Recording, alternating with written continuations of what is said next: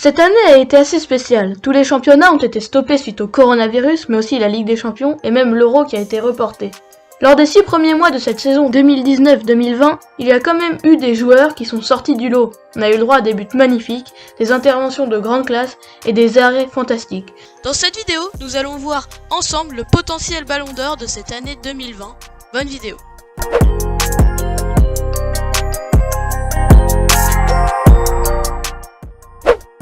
Alors, avant de commencer ma sélection de 3 joueurs, je vais tout d'abord vous faire un petit briefing sur l'histoire du Ballon d'Or, même s'il y a plein de vidéos explicatives sur le net et qui sont très bien faites. Le Ballon d'Or est créé par le magazine France Football en 1956. À ce moment-là, il n'est attribué qu'aux meilleurs joueurs disposant d'une nationalité européenne évoluant dans un championnat européen.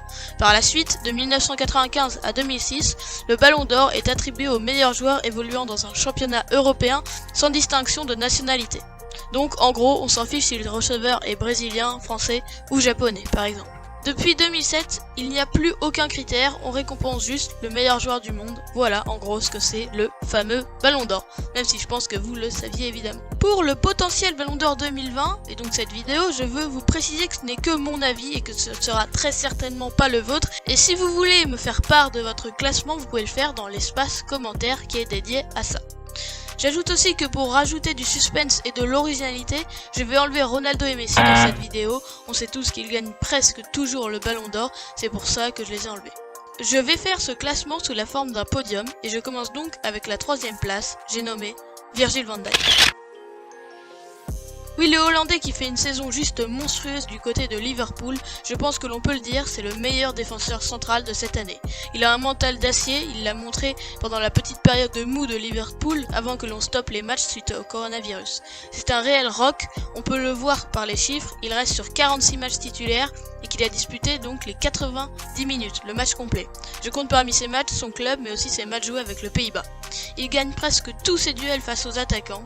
Il est aussi beaucoup présent dans le domaine aérien, on a pu le voir lors de plusieurs rencontres où il a inscrit des buts sur coups de pied arrêtés. Et ce sont les raisons de cette médaille de bronze sur le podium qu'il mérite très bien, j'ai même hésité à le mettre médaille d'argent. Pour la seconde place, j'ai décidé de mettre Kevin De Bruyne qui évolue du côté de Manchester City. Il fait une saison splendide et je pèse mes mots. Que ce soit en sélection ou en club, il est toujours présent. Il est peut-être le joueur avec la meilleure vision de jeu de cette année 2020. Sa qualité de passe et de dribble font de lui un joueur essentiel avec Manchester, même s'il va peut-être partir, puisque Man City ne joueront pas en Europe pour les 2 saisons à venir. De Bruyne excelle également dans le domaine de la frappe. On a pu le voir cette saison face à Newcastle. Il nous a sorti un boulet de canon barre entrante qui figure comme l'un des top buts de cette saison. De plus, le Belge montre une attitude très positive et calme sur le terrain. Il a été blessé la saison dernière, on aurait pu penser que cette saison 2020-2021 aurait été moins bonne, mais ce n'est pas du tout le cas. C'est une médaille d'argent qu'il mérite amplement.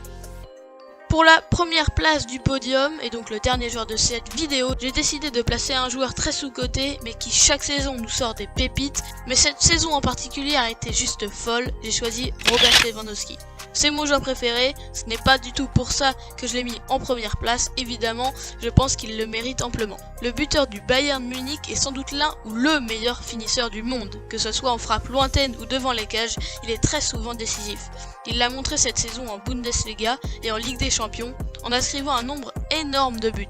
En moyenne cette saison, il se situe à plus d'1 but par match, ce qui montre sa régularité et son envie de faire gagner son équipe. Le Polonais a précisément inscrit 25 buts dans le championnat allemand pour 23 matchs joués, ce qui est tout à fait spectaculaire. En Ligue des Champions, en phase de poule, il a aussi marqué un nombre de buts incroyable. Et il reste l'Euro encore qui va se disputer normalement en 2021. Voilà, le classement est terminé, j'espère que la vidéo vous aura plu. Retrouvez-moi la semaine prochaine pour une nouvelle vidéo et sûrement un nouveau concept. N'hésitez pas à vous abonner, à commenter comme je vous l'ai dit en début de vidéo, et puis partager pour faire évoluer la chaîne. Allez, ciao!